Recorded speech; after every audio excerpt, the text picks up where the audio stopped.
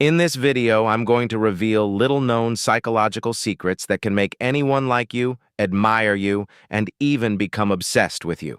I'll explain, step by step, how to become the center of attention, whether at work, school, or any other environment.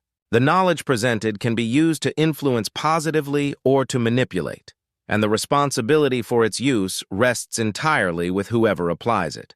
The first point is understanding the difference between someone who likes you and someone who is obsessed with you.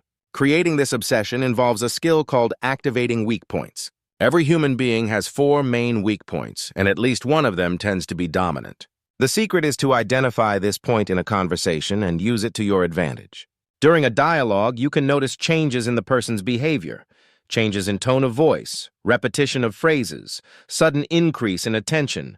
These are signs that you've touched on a sensitive point. When this happens, you've found an emotional crack, a subconscious need waiting to be filled. Next, 4 main weak points are explained. First, thirst for validation. Some people have an exaggerated need to be recognized. They frequently try to prove their worth by telling stories where they stood out, boasting about achievements, or showing social control. How to exploit? Use indirect compliments.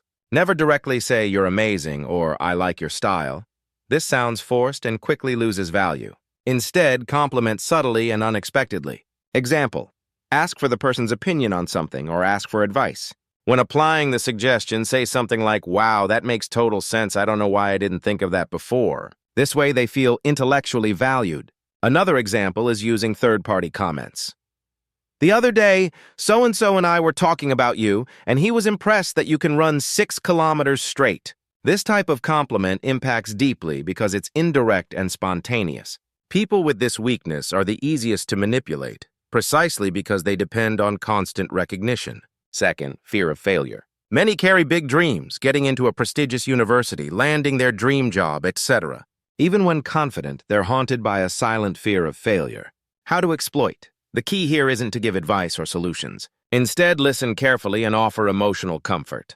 Tell stories of people who overcame similar situations, real or invented, and achieved success, showing that it's possible to win even starting from zero.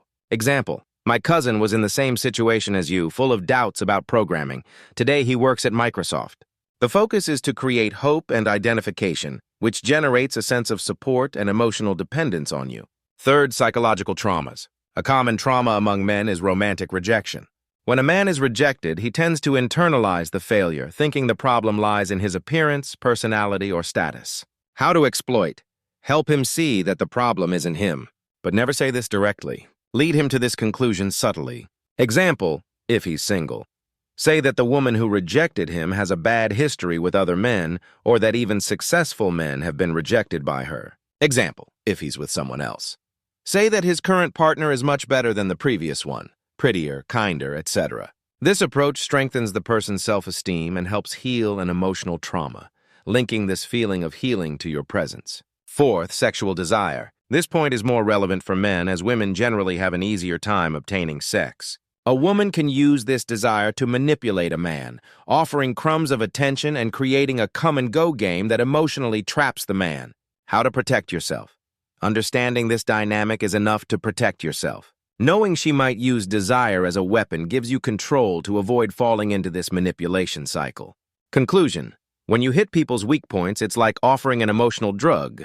They feel a good sensation, and when it passes, they want more, and they associate this feeling with you. Over time, they become addicted to your presence, wanting to see you, talk to you, and connect again, even without knowing why. These techniques are powerful and should be used responsibly. If you want the series to continue, leave your comment. This was Bob the Stickman.